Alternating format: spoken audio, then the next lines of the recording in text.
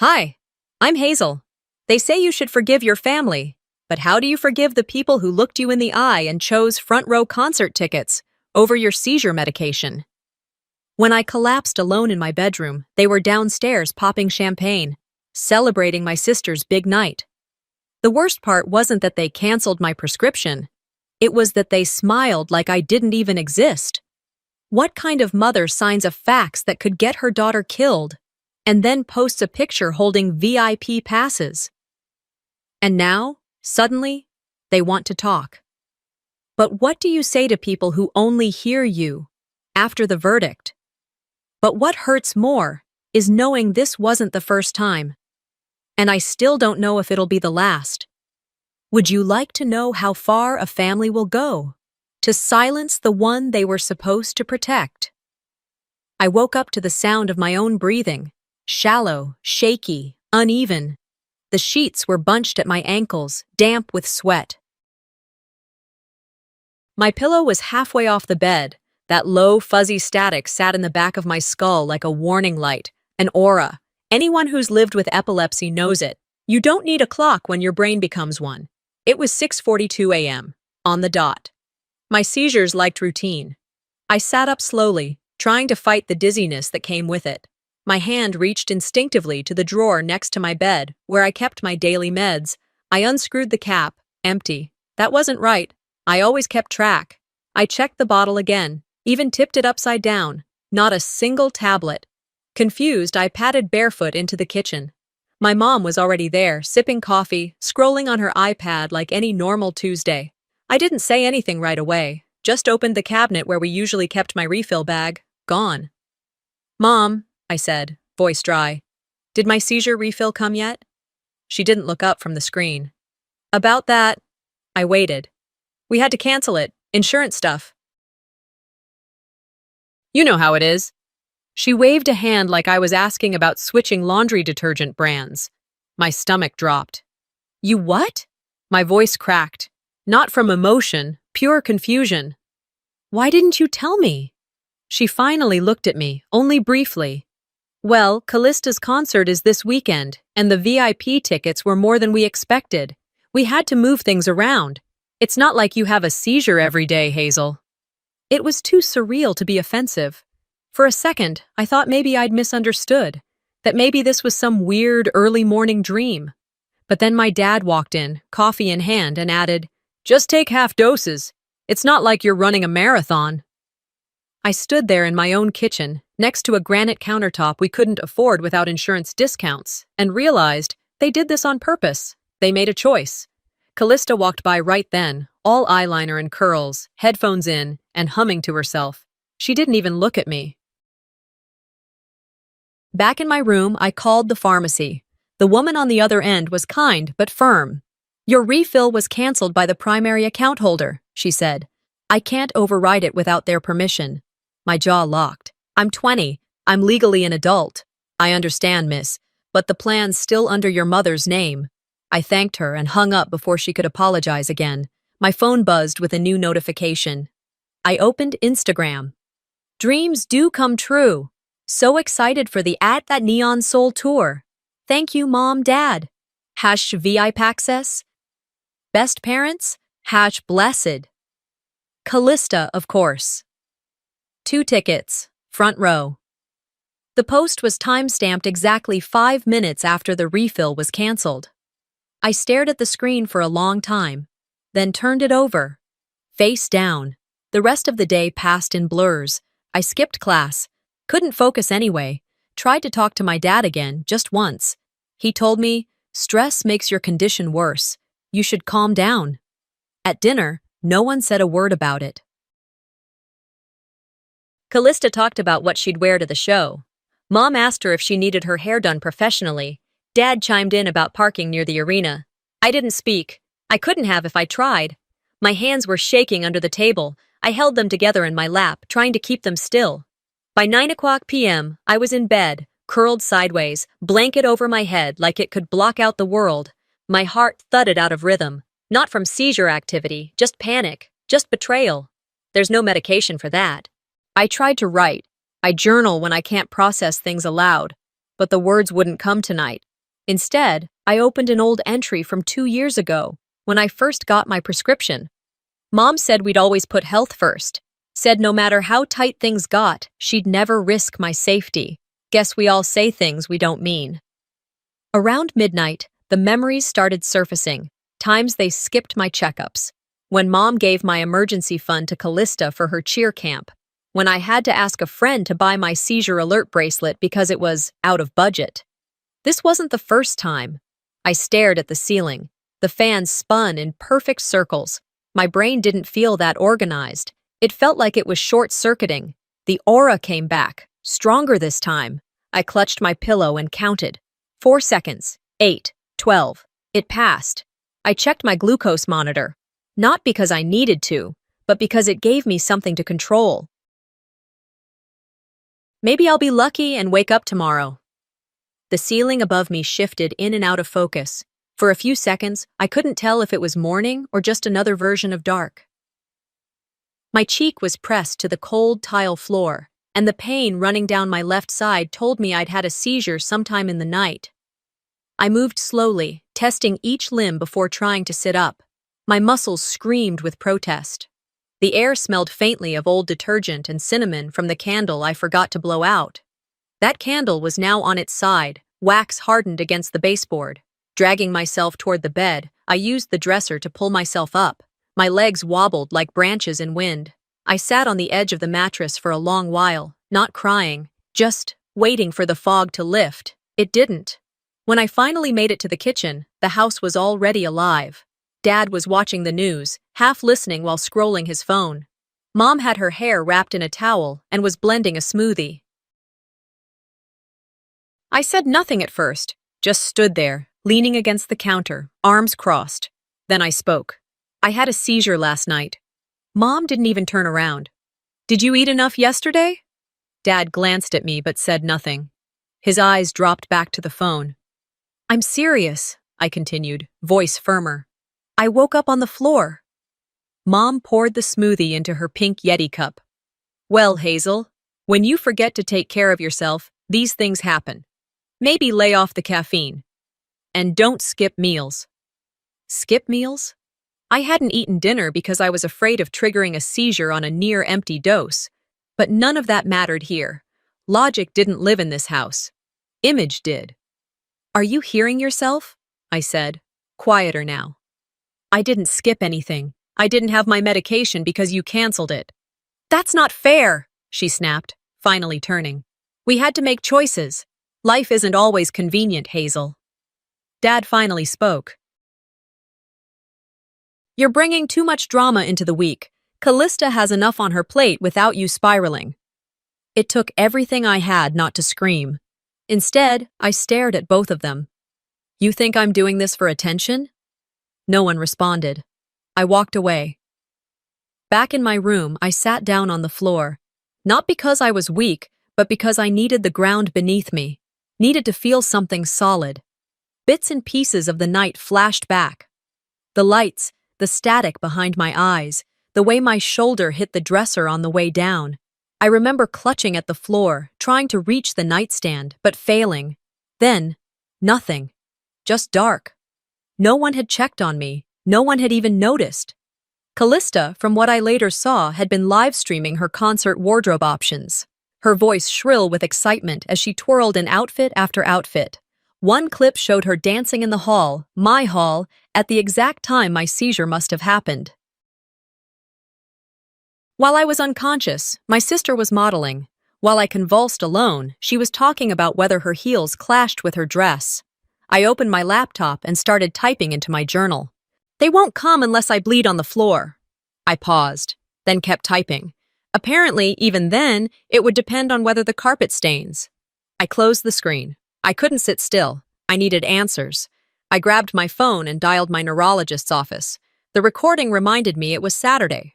The clinic was closed. Of course, I checked my emergency pill box. 2 tablets. Just 2. And even those were nearing expiration. They should have been refilled over a week ago. That meant the cancellation wasn't impulsive. It was planned. It wasn't some last-minute shift. They had discussed it, made that call, and moved on like I was a bill they could skip. The hallway smelled like Callista's hairspray. I knew she'd just finished curling her hair, probably getting ready for another rehearsal or content shoot. I listened. She laughed. That same high-pitched, breathy laugh she always used when she was being recorded. It didn't sound real anymore. I sat back down by the window. The sun was sliding into late afternoon, casting orange strips across my desk. I stared out, watching two kids ride their bikes down the sidewalk. Their mom stood at the edge of their driveway, arms folded, watching them closely. My chest tightened, not from anger this time, but envy. "You think I'm quiet because I'm weak," I whispered, almost surprised at how steady my voice was. But I wasn't quiet. I was just calculating. The air in my room felt heavier that morning, like the walls had leaned in overnight. I sat there for a long time in silence, watching light stretch across the carpet through the blinds. Something had shifted in me the night before, not dramatically, not with fanfare, but like a door that quietly clicks shut behind you. I knew, in a way I hadn't allowed myself to admit before, that I was done begging to be seen. I pulled my laptop into my lap. There was a sociology paper due Tuesday, but the cursor blinked on a blank document for 15 minutes straight before I typed anything. I tried to focus on the assignment prompt, but my mind wandered, not to the usual distractions like Instagram or music, but backward. It started with a smell, sun-baked leather. I blinked, and suddenly I was 11 again. We were at a strip mall in Van Nuys. It was late June, easily over 100 degrees. Mom and Dad had taken Callista into some boutique for school clothes. I'd asked if I could go too, but they said I'd just get bored and left me in the car with the windows cracked. I remembered watching people pass by outside, some looking at me and continuing on, others not noticing at all. I had a book in my lap, but I wasn't reading it. My arms felt too heavy. I kept thinking I just needed to lie down. Then the black spots started, floating like gnats in my vision, and my hands began to twitch. I must have blacked out, because the next thing I remember is waking up on the sidewalk with a stranger kneeling over me, pouring water from a Dasani bottle onto my forehead. My parents came running a minute later, wide-eyed and breathless. Mom kept saying, "We were only gone 10 minutes, like that made it less awful." At the hospital, they called it probable heat stroke and sent us home with Gatorade and a shrug. I knew then I'd had some kind of episode, but no one followed up. There were no neurologist appointments, no tests, no mention of it again. When I'd brought it up years later, after my diagnosis, Mom had laughed softly and said, "You were always a dramatic little thing." I hadn't thought about that day in years, but now I couldn't stop, because it matched. All of it. Then and now, I wasn't someone they took seriously. I was a sideline, a problem to contain, not solve. I closed the laptop and leaned forward, elbows on my knees. I could still feel that little girl version of me, clutching a copy of The Secret Garden in a baking hot car, trying to be good so she wouldn't be left behind again. And she had been. Over and over. I stood up and grabbed an old shoebox from the back of my closet. Inside were journals, doctor's notes, 2 unused prescription pads, a collection of letters I never mailed. Proof. Of what? I didn't know. Maybe that I existed. Maybe that I mattered once. I flipped through one journal entry dated just last year. Missed dose again. Mom said we'd catch up next month. Don't feel right. Headache hasn't gone away in 2 days. Another one from when I was 16. Told Dad about the twitching in my fingers. He said I should use less screen time. I closed the book. My chest felt tight, not like a seizure, but like a realization pressing down. I wasn't imagining this. I never had been. I opened my phone and drafted a message to Mom. "Why didn't you believe me back then?" I stared at the screen for a while, my finger hovering over send. But I never hit it. Not because I was afraid, because I finally understood she didn't have an answer, and I didn't need to give her another chance to fail me. I deleted the draft and set the phone aside. Instead, I opened a new folder on my desktop and named it Record. Inside, I saved PDFs of every prescription I'd ever been denied, screenshots of every insurance denial, every voicemail saying, "We can't refill without your guardian's consent," even though I was over 18. I added images of my pill organizer, marked empty, next to calendar dates that aligned with Callista's trips, photo shoots, and brand deals. It was no longer about convincing them. It was about not letting myself forget. By evening, I'd gathered most of what I needed. I slid a small pouch into my tote. ID, insurance card, medical summary, flash drive with the folder. My hands were steadier than they had been in days. That night, I didn't eat dinner with them. Mom yelled upstairs, "Hazel, we're ordering in! Ty, okay?" I didn't answer. Callista's voice filtered up behind hers. "Tell her not to be so moody. Everyone's tired." I sat by the window instead, sipping water slowly.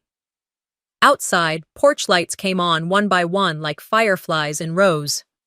Inside, my world got quieter.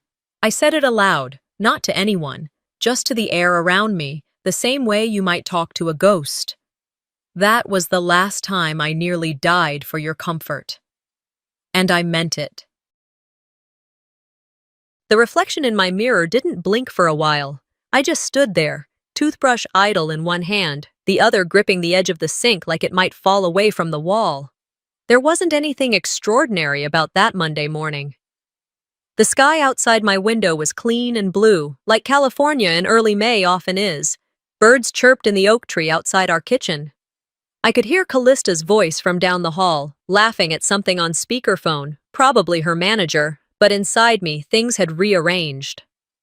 After getting dressed, I packed my bag with just the essentials, my laptop, charger, 2 old notebooks, and a granola bar I didn't have the appetite for but brought anyway. My body still ached in spots from the seizure, and I moved slower than usual, but my thoughts were crisp, focused. I took the bus to campus instead of driving. It gave me time to think, to plan. No music, no distractions, just me and the low hum of tires on pavement. At the library, I found an open desk near the back window and plugged in my laptop. The sun glinted off the monitor as I typed in the URL for my health insurance portal. I logged in using the credentials I'd had memorized for over a year. Access denied. I tried again, slower. Same result. I clicked the Forgot Password link. A message popped up. A reset link has been sent to the primary email on file. My stomach twisted. I already knew. But I clicked open my inbox anyway. Nothing. I waited 2 minutes, then 5. Still nothing. I opened my phone and dialed the customer service line. A young-sounding woman answered, chipper and polite. "Hi, I'm trying to access my insurance account and... Can I get your name and date of birth, please?" I gave it to her. Waited. A pause. "Okay, I'm seeing your profile, Hazel, but it looks like the primary account holder has changed the email and phone contact associated with this plan. Do you have permission to access this account?" I stared at the wall behind the desk. A faded bulletin board. Some note about Mental Health Awareness Week. "I'm 20, I said flatly. "It's my body. I'm the patient." "I understand," she said, and she sounded like she meant it, but still. "We're legally bound by the permissions on file. I'm really sorry." "Who changed the contact info?" I asked. She hesitated. "I'm afraid I can't disclose that." "I already know who did," I muttered. "Thank you anyway." I ended the call before she could say she was sorry again. Back in high school, they called that parental overreach. In real life, it's called control. I sat there, fists clenched in my lap, heat crawling up my neck. She didn't just cancel the refill, she locked me out completely. Mom didn't just make a choice, she made it permanent. My phone buzzed. A text from Callista. "Do not post anything stupid this week. My sponsorship deal depends on clean PR." I didn't reply. I just screenshotted the text and saved it in a new folder titled Receipts. Back on my laptop, I began opening every document I had. Past prescriptions, denial letters, the last neurologist summary. I scanned and saved them, one by one. It wasn't about keeping records for sentiment. It was evidence now. I paused. Opened a new email. To Campus Legal at Pasadena University. Edu. Subject, need help. Medical access revoked by parent. Body. Hello, my name is Hazel. I'm a 20-year-old student on my parents' insurance plan. My medication was canceled without my consent, and I've now been locked out of my own account. I need to know what my rights are and what steps I can take. I hesitated only once before hitting send. When I got home, the house was too quiet. That was never good. Silence here meant someone was plotting or pretending nothing was wrong. Both were equally dangerous. Mom was in the kitchen, cutting vegetables. "Hey, sweetie," she said without looking up. "Don't stay up too late tonight. Big week for Callista, remember?" I walked past her, said nothing. Upstairs, I printed the denial notice from the insurance site and folded it neatly in thirds. I walked back down, placed it gently on the kitchen table, and slid it to the center. Mom looked at it, didn't say a word, just went back to slicing cucumbers like she was prepping for a picnic and not participating in medical negligence. Later that evening, I sat alone in my room with my laptop open. I didn't need music or background noise. I just stared at my own reflection in the black screen. This was the line, not loud, not flashy, but final. I stood up and faced the mirror, eyes locking with the girl I used to be, the one who kept hoping for change. "You took away my access," I said, barely louder than a breath, but not my voice. And for the first time in years, I believed myself. By the time I came down for breakfast, the house was already buzzing with the kind of energy I recognized all too well. Callista energy. Mom was in the kitchen, chopping strawberries like she was auditioning for a cooking segment. Dad was at the dining table, reviewing what looked like a social media engagement report, because that's what parents apparently do now when your sister is a local influencer.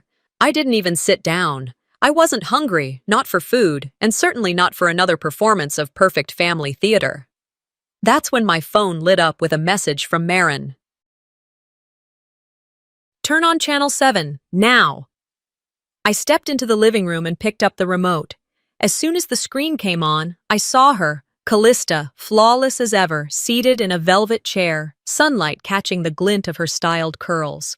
The headline at the bottom read, "Rising star Callista Monroe talks family, fame, and facing adversity." The segment was already in full swing. Callista was smiling sweetly.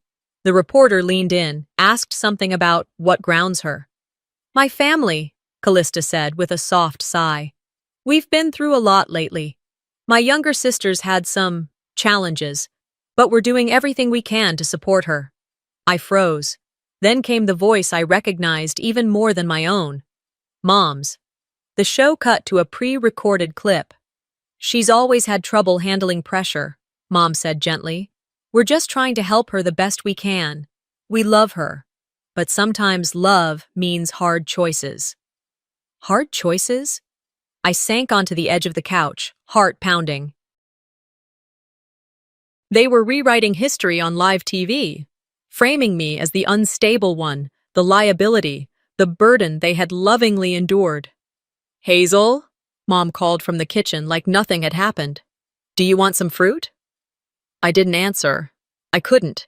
Instead, I got up, went straight to my room, and pulled my laptop into my lap. I opened a blank folder and titled it, Truth Archive. First, I downloaded the video of the interview and clipped the part where they talked about me. Then I started collecting everything else. Emails from doctors, appointment cancellations, the insurance login denial, even the screenshot of the refill rejection from the pharmacy. I included the text from Callista threatening me not to ruin her brand week. Each item went into a subfolder, labeled by date. By the time I was done, it was past noon. I hadn't spoken a word to anyone since breakfast. I hadn't needed to. I printed one copy of the interview transcript and highlighted Mom's quote.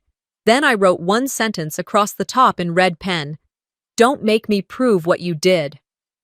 That night at dinner, I waited. I sat at the table, quiet but present. Mom served lasagna. Callista passed the bread like she hadn't just broadcast a lie to half the county. I waited until we were halfway through the meal. Then I asked, "Why did you say that about me on TV?"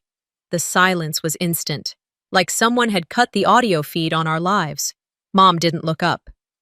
"Say what, sweetheart?" I pulled out the paper, slid it across the table. She read it, blinked. Context matters, she said at last. People don't always understand the nuance. It wasn't meant to hurt you. It did, I said. And it was dishonest. Callista cut in, voice sharper than I'd heard all day. You're being petty. This week is huge for me. I can't have you blowing it up with your episodes. My head tilted slightly. You mean my medical condition? Callista rolled her eyes. Don't make this about you, Hazel. It's not always about you. I leaned back in my chair, calm. If you or Mom lie about me again publicly, I'll release everything. Every form, every screenshot, every receipt, including the insurance access denial. Dad cleared his throat. You're being dramatic. I looked him dead in the eye. No. I'm being strategic. The air around the table shifted. Mom's hand gripped her fork a little tighter. Callista scoffed, muttering something under her breath about how I never let anything go. I stood. I don't want to be part of this show anymore, I said. So you all can smile for the cameras. I'll stick to the truth. I carried my plate to the sink, rinsed it quietly, then walked back to the staircase. At the landing, I paused, turned, and added one last line. If I lose anything else because of you, I'll make sure the whole world hears what really happened. Upstairs, I placed the transcript in my journal, slid it between pages filled with dates, dosage records, and quiet observations. Then I turned out the light and sat on the edge of my bed, phone in hand, staring at the screensaver of a lake I'd never been to, but always dreamed of. Outside my room, laughter tried to resume, Callista cracking a joke, Mom pretending everything was normal, but a line had been crossed. And I wasn't the same girl on the other side of it anymore. By the next morning, the silence in the house had a different texture to it. Not the usual fragile peace that hovered after a blow-up. No, this was tighter, like a balloon stretched too far, waiting to burst. I didn't say good morning when I passed my mother in the hallway, and she didn't say it either. I didn't expect her to. She was on her phone, mumbling something about image control and timing, probably talking to Callista's PR rep. I skipped breakfast, grabbed my bag, and headed straight for campus. I had a tutorial shift in the writing lab that morning, but I barely remembered helping anyone. My mind kept circling the same loop. What would they say next? What lie would be repackaged, rephrased, reshaped to make me look like the broken one again? At noon, I checked my email in the quiet corner of the library. There it was. Subject: Congrats on the feature. Beautiful piece. From Brand Partnerships at Ridgeview Wellness. Come. I blinked, opened the email. They were thanking Callista for the essay, the one I'd written about growing up with epilepsy. My exact words. Whole paragraphs lifted directly from the piece I'd submitted for Professor Liu's narrative medicine assignment last fall. She hadn't even bothered to change the opening line. That night in the hospital, when I counted ceiling tiles to avoid thinking about dying alone, she had quoted that memory, my memory, as hers. I called her immediately. She didn't pick up. Instead, I got a text a minute later. Busy. Brand call. What's up? I didn't answer. I opened the folder on my laptop that held the original draft. Date stamped. Submission receipt from my professor. Feedback from the TA. Proof. I drafted a short email to Ridgeview Wellness. Subject: Urgent. Misrepresentation in recent partnership feature. Body: Dear Ridgeview Wellness, I believe there's been a misunderstanding regarding your latest campaign content. The story submitted under Callista Monroe's name was originally written by me, Hazel Monroe, as a first-person essay for a university course in 2023. Attached are the original documents. Please review and let me know how you'd like to proceed. Sincerely, Hazel Monroe. No threats, no drama, just the facts. I attached the files and hit send. Then, I did one more thing. I logged into the campus publication portal and submitted my essay for online release. Within 2 hours, it was accepted and posted, featured even. The editors added a short note about authentic student voice and narratives that matter. I shared the link on my barely used social media with a caption that said only, "My voice, my illness, my words." That evening, back home, I kept my door cracked open on purpose. I wanted to hear the fallout. It didn't take long. By 6:45, Callista burst into my room, her phone still in her hand. "What did you do?" she hissed, barely holding back. "Do you have any idea what this could do to my contracts?" I leaned back in my chair. "I sent an email." "You don't get it. This isn't about you anymore, Hazel. This is about optics, about visibility. I need this." "No," I said calmly. "You needed to ask. You needed permission, and you needed to not steal from someone just because you thought they were too quiet to fight back." "You're ruining everything," she snapped. "You don't think this affects the whole family?" "I think the whole family decided what mattered, and it wasn't me." At that, Mom appeared in the doorway. "Girls, please," she said. "Let's not escalate this. Hazel, it's just PR." I turned toward her. "You mean lying about my story, my illness, and my trauma is just PR?" She sighed. "Can't you let it go? We didn't think you'd mind. You're not exactly public." "I didn't mind," I repeated, voice still level. "I didn't mind having my story stolen, my face erased, and my name replaced with hers?" "Sweetheart, don't be so sensitive. You're not a brand. Callista is. These things work differently." My hands clenched at my sides, but I didn't yell. Instead, I stood, walked over to my desk, and closed my laptop gently. Then I turned to them. "You wanted the spotlight," I said. "Let's see how bright it gets." I watched them both blink. Callista's jaw tightened. Mom said nothing, just pulled her cardigan tighter over her chest like it was armor. They left my room without another word. I waited until the hallway quieted, then reopened my laptop and started drafting a timeline. Every date, every discrepancy, every shift in language and tone between my original piece and the one she claimed as hers. And when I was done, I clicked save. It wasn't revenge, it was truth. And for the first time, I had the strength and the voice to carry it. That night, I barely slept. But I wasn't tired.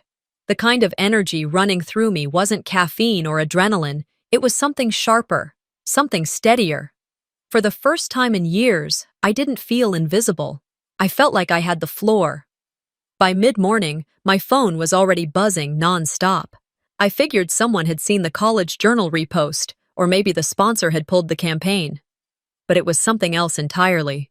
Callista had gone live. The caption read, "Addressing the misunderstanding. I love my sister."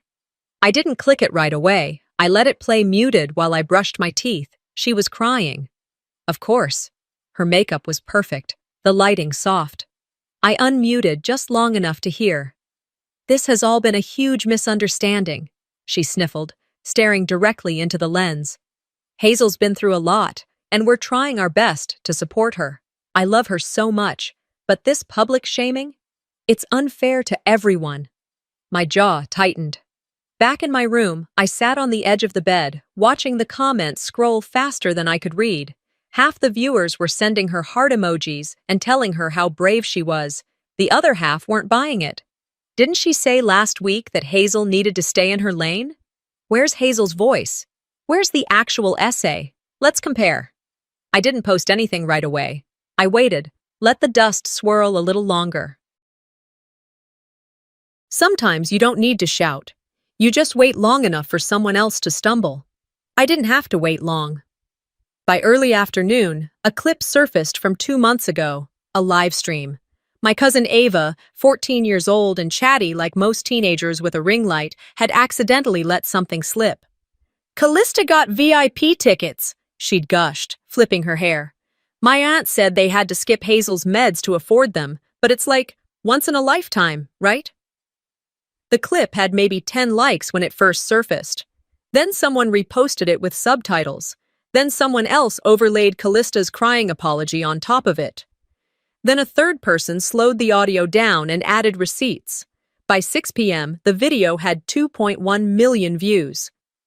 The internet was doing what it did best, pulling things apart until truth spilled out. People dug up everything. My name was trending locally. Threads about medical neglect, about the ethics of sponsorship, about what it means when a family decides which daughter deserves to be prioritized. I didn't need to scream. I just had to let them talk. I was sitting in the library when the next message came in. An anonymous email. Subject, from someone who saw too much. Attached was a scanned image, and internal facts from the pharmacy, the cancellation order, my mother's signature. Dated 3 days before my seizure. I stared at it for a long time, not angry, not even surprised, just done. I forwarded it to the health law advocacy group I'd emailed earlier, copied the college paper's editor, attached everything I'd been compiling. I ended the email with one sentence. This is what happens when families choose image over integrity. When I walked into the house that night, the living room looked like the back room of a crisis management agency. Mom on the phone, pacing, Callista yelling upstairs about lawyers. Dad holding his head in his hands. They didn't notice me walk in. I didn't care. I went to the kitchen, made a sandwich, took my time. When I passed back through the living room, they finally looked at me. You can't just throw us under the bus, Mom hissed, covering her phone. I didn't, I said, calm as ever. You did that all by yourself. Callista stood at the top of the stairs, red-eyed, arms crossed. You didn't want to fight. Then why burn everything down? I turned toward her. I didn't want war, I said. I wanted meds. I didn't wait for a response. Upstairs, I sat down at my desk and pulled open my inbox. It had 23 new emails. I skimmed most of them, offers to speak, media inquiries, random support from strangers. Then I saw one that made me pause. Subject, feature request, The Monroe Story. From Rachel Lynn, Senior Editor, Chronicle Weekly. Body, Hazel. We've been following what's unfolding online. We'd like to talk. Off the record first, if you prefer. RL. I stared at the screen, letting her words settle. There it was. The line they had spent years trying to keep me behind. I'd crossed it. And now, let the world watch. Marin met me outside the courthouse just after sunrise. The air was still cool, crisp in a way that reminded me of the fall semester, when everything felt like it still had time to be saved. She handed me a coffee and didn't ask how I was. She didn't have to. We walked in together, no entourage, no camera crew, just two women carrying truth like armor. The courthouse was smaller than I remembered from jury duty last summer. Same beige walls, same plastic benches, same worn carpet, but this time, it felt like everything meant something. We passed a group of people gathered near the entrance, murmuring softly. I caught snippets. That's her. That's the sister. She's the one from the clip. I didn't look at them.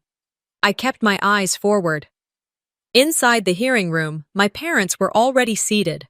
Mom wore her pearls. Callista looked like she'd cried in the car. Dad didn't make eye contact. There were no lawyers, just a judge, a clerk, and a few observers. Community members, maybe reporters. This wasn't a criminal trial, not yet. It was a civil hearing to determine whether the family that had revoked my medical access and publicly distorted my life should still hold any power over it. The judge called the session to order. I stood when prompted. He asked if I had any materials to submit. I nodded once, pulled the folder from my bag, and handed it to the clerk. Inside, the pharmacy fax with my mother's signature canceling the refill. A USB drive containing the viral video of my cousin's live stream, my insurance access logs, and an audio clip, 15 seconds, recorded from my own phone. The judge clicked play. Mom's voice filled the quiet room. She's not dead, right? Don't be dramatic. No one spoke for a full 10 seconds after the clip ended. I looked over at her. She had gone pale. Callista looked frozen, like someone had unplugged her battery. I kept my voice even. I was unconscious for 3 hours, I said. My blood sugar had dropped below 40. I lost bladder control. I woke up alone.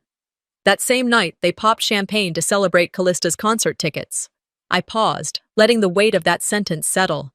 They said I was dramatic, but you can't fake brain scans or blood panels or seizure logs. Or scars. The judge looked down at the papers again, then back at me. "Do you wish to remain on their insurance plan?" he asked. "No, Your Honor," I said. "I'd like full emancipation for medical decisions and access to state resources. I've already applied for assistance through student health." He nodded. "Granted." The gavel came down. A light sound, but to me, it was thunder. I stepped outside 30 minutes later into a completely different air than I'd walked through earlier. The sun had climbed higher, warming the stone steps. People were waiting again. Some I knew, most I didn't. Marin stood behind me, letting me take it in. Microphones were extended. Cameras clicked. A reporter asked the question I knew was coming. "Hazel, do you want to make a statement?" I stepped forward, took a breath. "I'll speak," I said.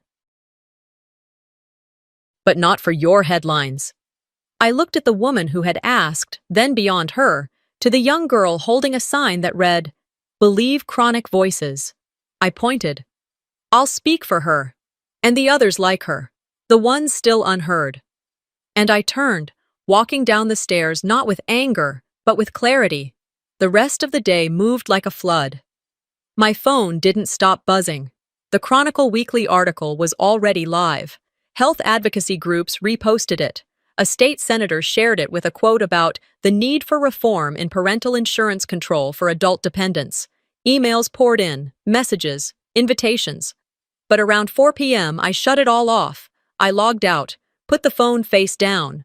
Marin came by with sandwiches and silence. We ate on the patio behind my apartment. The light hit the fence just right. "You okay?" she asked eventually. "Not yet," I said honestly.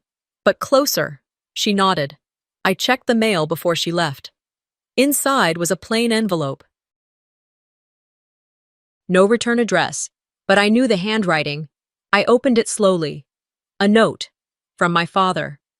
We didn't know how far it had gone. We were trying to manage things the best we could. "Your mother, she thought you'd understand. We hope you can forgive us." No apology, no ownership, just a hope for convenience. I folded it once and set it inside the drawer with my old Seizure logbooks. The paper might yellow, the ink might fade, but I wouldn't forget. 2 months had passed since the courthouse. The headlines had cooled. The interview requests slowed. The angry texts from my mother had stopped entirely, replaced with silence thick enough to mistake for peace. And in that space, wide, quiet, almost holy, I started something that resembled a life. I moved into a small studio apartment on the edge of campus. The ceilings were low and the paint chipped in places, but it was mine. The first night I slept there, I didn't dream of hospital ceilings or blinking monitors, just quiet. That was enough. Most mornings now began the same way. I brewed coffee while classical music played low in the background. I sat at my tiny desk, secondhand but sturdy, and answered emails for the nonprofit where I'd started working part-time. The organization focused on chronic illness advocacy for young adults, helping them navigate everything from medical bills to transportation access. I never thought I'd find peace in policy forms, but knowing each document might spare someone what I endured gave it meaning. One Tuesday, I led a small workshop at a community center just outside town. The room smelled faintly of old books and lemon floor cleaner. 10 chairs were arranged in a half circle. I expected maybe 4 people to show up. 15 came. We talked about dependent medical access, what it means to not hold the keys to your own survival. Some in the room had scars. Others still had questions they'd never had the words to ask. A mother, maybe in her 40s, lingered after the session. Her eyes were red. She waited until everyone else had left before approaching me. "My son's had seizures since he was 9, she said quietly. I thought he was exaggerating most of it. I didn't know how serious it was. Until your story. I almost ignored him." She took a breath. "Not anymore. Thank you." I didn't hug her. I didn't say, "It's okay," because it wasn't. I just nodded. That was enough. That night, I returned to my apartment and made myself a grilled cheese sandwich, burned slightly on one side the way I liked it. The windows were open, letting in the smell of summer jasmine from the complex's courtyard. I curled up on the old couch, scrolling aimlessly, not looking for anything in particular. That's when I saw the email from my lawyer. The subject line, mail forwarded from previous address. Attached was a scan of a letter in familiar handwriting. Hazel, we saw the news about your workshop. We hope you're doing well. We understand if you're not ready to talk. We hope you find what you're looking for. No names, no apology, just hopes. I stared at it for a long moment, then closed the screen. There was a small wooden shelf next to my bed where I kept the things that reminded me who I was, not who they said I was. I placed a printout of the letter next to an empty orange pill bottle and a folded sheet of paper titled Emergency Contacts that no longer listed anyone from my family. They hadn't apologized, and I didn't need them to. One Friday afternoon, Marin dropped by with iced coffees and sarcastic commentary about dating apps. "You're glowing," she said, tossing her bag onto my couch. "It's just the caffeine," I replied.